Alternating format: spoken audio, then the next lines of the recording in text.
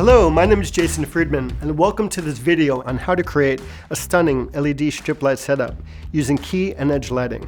It's the first in our series of tutorials on 10 beautiful LED strip light setups. You can peruse the other 9 setups and video cards by clicking the I in the upper right corner. There's a full playlist and a long play video with all 10 setups. I chose a Genaray 36-inch soft strip LED light simply because of its high quality soft light at an affordable price.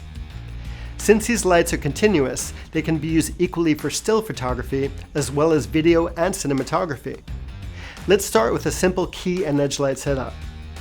As you will see in this lighting diagram, the key light is placed about halfway between the front of the model or camera position and their left side. For the softest light, make sure the light is as close to the subject as possible, just out of frame. The human face is rarely symmetrical. The key light doesn't always go on a certain side of the subject. It should be placed on the best side. Experienced models know what side this is. If you are not sure, take a minute and have your subject face you and turn your head right and then left to see which side is least scary. Raise the light so it is a few inches higher than a model's head and rotate the light left to right so it is pointing directly at their face. Your key light is always the main light source.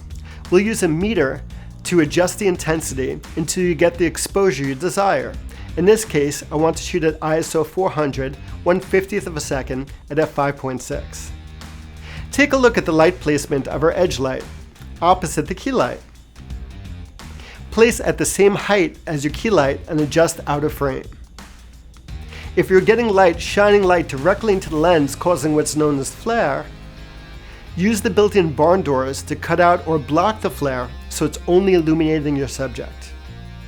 Adjust the intensity and meter the edge light so it reads f2.8. Edge lights are also known as rim lights, kickers, or separator lights because they separate the subject from the background. Anytime your light is placed facing the camera, the light is more direct and appears brighter as a result. I tend to start my exposure about 2 stops lower than the key. Since your key is at f5.6, our edges 2 stops less bright would be at f2.8. Anytime you increase the angle of your light past 90 degrees from the lens axis, the light will appear up to 2 stops brighter. So I start with an initial exposure 2 stops down from the key light exposure. Look at our model with dark hair and a black shirt against the black background. Without an edge light, they blend into the background. Watch what happens when we switch our edge light on. It not only separates the subject from the background, but also adds a feeling of depth to the image. And that's how to use LED strip lights to create beautiful key and edge lighting. Subscribe to Genaray's channel to learn from future tutorials, and check the description below for a link to full product info on the SSL36 and a handy gear list for this setup.